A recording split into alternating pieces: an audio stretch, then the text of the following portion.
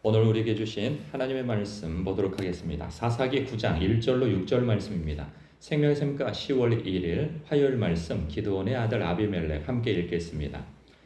여룻바알의 아들 아비멜렉이 세겜에 가서 그의 어머니의 형제에게 이르러 그들과 그의 외조부의 집에 온 가족에게 말하여 이르되 청하노니 너희는 세겜의 모든 사람들의 귀에 말하라. 여룻바알의 아들 70명이 다 너희를 다스림과 한 사람이 너희를 다스림이 어느 것이 너희에게 나으냐. 또 나는 너희와 고륙을 기억하라 하니 그의 어머니의 형제들이 그를 위하여 이 모든 말을 세겜의 모든 사람들의 귀에 말하매 그들의 마음이 아비멜렉에게로 기울어서 이르기를 그는 우리 형제라 하고 바알브릿 신전에서 은 70개를 내어 그에게 주매 아비멜렉이 그것으로 방탕하고 경박한 사람들을 사서 자기를 따르게 하고 오브라에 있는 그의 아버지의 집으로 가서 여룻바알의 아들 곧 자기 형제 70명을 한 바위 위에서 죽였으되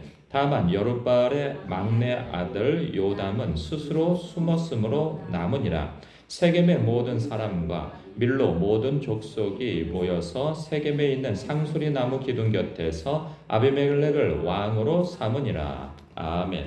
아비멜렉은 기드온의 첩의 아들이죠.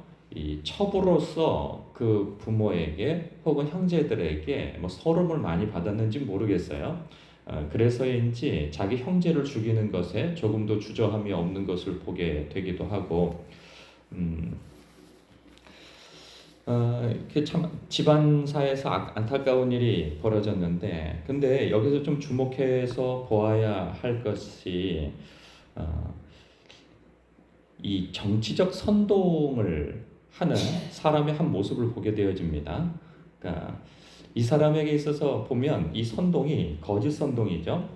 2절을 보니까 1절에서 이 자기의 어머니의 형제에게 이르러, 그러니까 자기의 동향 지파에 간 것이죠. 가서 자신이 나는 당신들과 한 고륙이요 또 형제임을 이야기하면서 사람들의 마음에 분노심을 조장하여 혹은 또 거짓말을 하여서 이 선동을 하게 되어집니다. 2절에 보니까 너희는 세겜의 모든 사람들의 귀에 말하라. 여룻바알의 아들 70명이 다 너희를 다스림과 한 사람이 너희를 다스림이 어느 것이 너희에게 나으냐.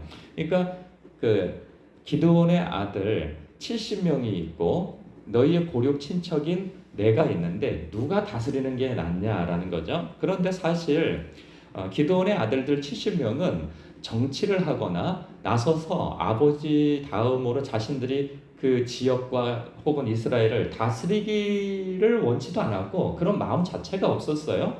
그런데 마치 그들이 이 나라를 통치하고 다스릴 것처럼 거짓말을 하는 거죠. 사실은 자기에게만 그 마음이 있었던 것이지 왕이 되려고 하는 마음이 다른 사람들은 있었다고 하는 그런 이야기가 조금도 없는 것을 보게 되어집니다. 그리고 뿐만 아니라 이것이 거짓말이고 또 하나는 사람들의 마음에 분노심을 조정합니다. 그게 뭐냐면 여룻바알이라는 표현을 써요. 자기 아버지를 그러니까 이것은 바알의 그 제단을 파괴한 까닭에 이 바알이 대적한다라는 뜻이죠. 이 바알은 그 우상이란 말이죠. 그런데 여기서 보면 또 4절에 바알브릿 신전, 그러니까 바알 신전이 있는 것도 참 묘해요. 이 세겜 땅에. 그러니까 이스라엘 경내에 이미 신전이 있을 정도로 지금 우상을 섬기고 있는 거예요. 그렇다고 한다면 그 바알 신이 대적하고 혹은 바알 신을 대적하는 그러한 관계로 만들어가고 있는 거죠. 그러니까 그들의 마음에 분노심을 조장하는 거예요. 그러니까 기드온이 바알 신을 섬기는 것을 반대하고 또 대적하고 죽인다면 그 기드온의 아들들이 아버지의 유지를 따라서 당신들을 가만히 내버려 두겠느냐? 너희들 내 아버지의 아들들이 다른 70명의 아들들이 정권을 잡게 되어지면 당신들 다 죽는다. 이제 이런 얘기를 하는 거죠. 나는 당신들과 형제고 당신들과 동양 사람이니 고륙 친척이니 내가 왕이 되어지면 당신들을 선대하지 않겠느냐 이런 얘기를 하는 거예요. 그런데 결과적으로는 어떻게 됩니까? 조금 더 읽어보면은 이 아비멜렉에 의하여서 이 세겜이 박살이 납니다. 그러니까 자기 동양 사람들을 또 싹 숙청하고 죽여요. 그러니까 이 사람은 거짓말과 사람들의 마음을 분노의 그 에너지를 자양분 삼아서 정치를 하려고 하는 자인 거죠.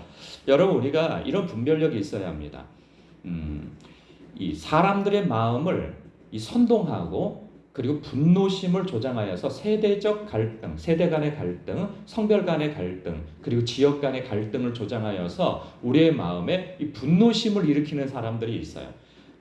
그래서 저 사람을 뽑지 않으면 내가 마치 손해 볼 것 같고 막 이런 마음을 부추기는 자들이 있단 말이죠. 정치는 사실 그러한 사람들의 마음에 거의 이 정치적 그러한 것들을 보면 거의 선동과 거짓 선동과 분노심을 일으키는 것을 통해서 자기의 정치력을 강화하는 것, 그리고 그 힘과 에너지를 가지고 이용해서 정치를 하려고 하는 자들이 굉장히 많습니다. 그렇기 때문에 우리가 분별력 있게 보지 아니하면 그 선동에 놀아나는지를 몰라요. 이 세겜 사람들은 그것에 놀아나서 결국은 자기가 자멸하는 길을 선택하게 되어지는 것을 봅니다.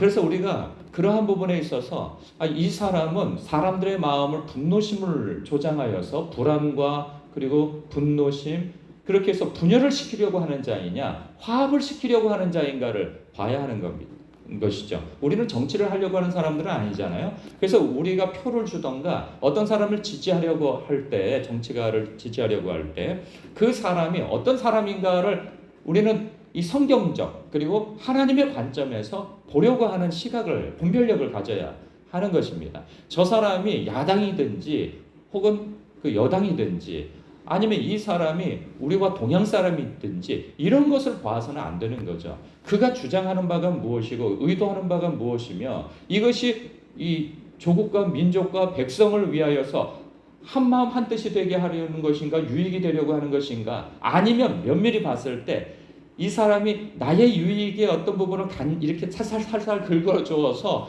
누군가에 대한 이 적개심과 이 분노심을 일어나게 해서 이걸 가지고 이용해서 정치를 하려고 하는 자인가를 봐야 하는 것이죠.